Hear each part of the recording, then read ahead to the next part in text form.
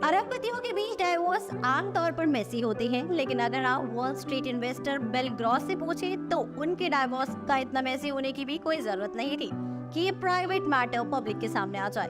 क्योंकि एक तरह से देखा जाए तो इसमें अगर लानत किसी को झेलनी पड़ी है तो वो बिल ग्रॉस ही है। अब बात अलग है कि उन्हें अपनी पत्नी से धोखा मिला है, तो ये तो वही बात हो गई कि जिसके घर चोरी हुई सजा भी उसे ही मिलेगी।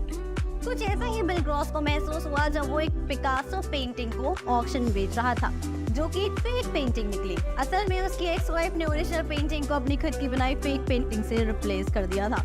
लेकिन इस पेंटिंग के फेक होने का सच कैसे बाहर आया, तो चलिए आइए उसके बारे में जान लेते हैं। जब बिल ग्रॉस और उसकी पत्नी के बीच डाइवोर्स होने लगा तो दोनों इस पेंटिंग की कस्टडी को एक कॉइन फ्लिप से डिसाइड करने के लिए राजी हो गए थे। कॉइन फ्लिप में उसकी पत्नी जीती और उसने पिकासो पेंटिंग की कस्टडी अपने नाम ले ली। लेकिन बाद में जब बिल ग्रॉस ने उस तक ये पेंटिंग पहुंचाने के लिए अरेंजमेंट्स किए तो उसकी एक्स वाइफ ने कहा कि उसे अभी पेंटिंग की जरूरत नहीं है, क्योंकि ओरिजिनल पेंटिंग तो ऑलरेडी उसके पास ही है।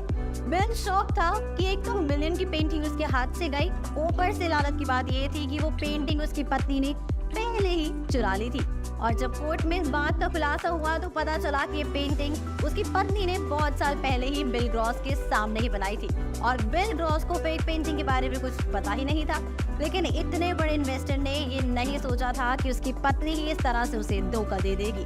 और जिस पिकासो पेंटिंग की बात हो रही है, इसकी बैक स्टोरी भी कुछ कम कंट्रोवर्शियल नहीं है। दरअसल पिकासो ने पेंटिंग 1932 में बनाई थी, जिसमें उन्होंने मैरी थेरेस वॉल्टर, एक 17 साल की फ्रेंच मॉडल को पेंट किया था, जिसके साथ पिकासो ने 45 साल की उम्र में रिलेशन शुरू किया था।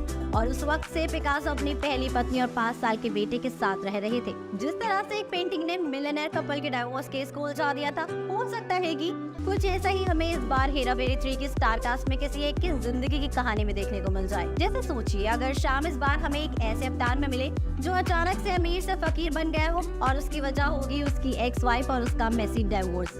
ऐसा डाइवोर्स जिसमें उसकी पत्नी ने धोखे से उसकी सारी प्रॉपर्टी हड़प ली होगी और उसे बदले में एक पेंटिंग दे दी, जो कि शाम को विरासत में मिली पुश्तैनी पेंटिंग थी और जिसकी कीमत कई मिलियंस की थी। शाम फिर भी इस पेंटिंग को पाकर खुश होगा, लेकिन वो ये नहीं जानता होगा कि उसकी पत्नी ने उसे नकली पेंटिंग दी है और ओरिजिनल पेंटिंग को तो वो पहले ही अपने कब्जे में कर चुकी है। शाम केस भी लड़ेगा लेकिन फिर भी कुछ नहीं कर पाएगा। ऊपर से पत्नी के हाथों लूटे जाने की एम्बैरेसमेंट भी उसको झेलनी पड़ेगी। तो इस तरह से एक मेसी डाइवोर्स हिस्ट्री और एक फेक पेंटिंग के साथ शाम पहुंचेगा एक चौल में, जहां उसकी मुलाकात होगी राजू और बाबू भैया से, जो शाम की कहानी सुनकर इतने इमोशनल हो जाएंगे कि वो उसके लिए बदला लेने का ही प्लान बना लेंगे। और फिर होगी पेंटिंग की हेरा फेरी जर्नी की शुरुआत, जो सिर्फ पेंटिंग की ही अदला बदली पर खत्म नहीं होगी, क्योंकि इस जर्नी में होगा कई सीक्रेट्स का खुलासा जो शाम, राजू और बाबू भैया को एक पल में माल करा सकता है या फिर जेल में भी पहुंच जा सकता है। क्योंकि असल में शाम को सिर्फ फेक पेंटिंग नहीं मिली थी, बल्कि उसे फेक पत्नी भी मिली थी। तो उसकी शादी और डिवोर्स दोनों किसी और की प्लानिंग थी, जो कि कहानी का विलन होगा, जिसके पास शाम की पुश्तैनी पेंटिंग होगी और जहां से उन्हें पेंटिंग की हेरा फेरी करनी होगी। तो दोस्तों, उम्मीद करते हैं कि अगर ऐसी कोई कहानी हमें देखने को मिलती है तो इस फिल्म को देखने में काफी मजा आने वाला है। तो आप लोग बताइए कि आप इस फिल्म को देखने के लिए कितने ज्यादा एक्साइटेड है। इसी के साथ मैं अनुष्का त्यागी लेती हूँ आपसे इजाजत। बने रहिए और देखते रहिए बॉलीग्राज स्टूडियोज को।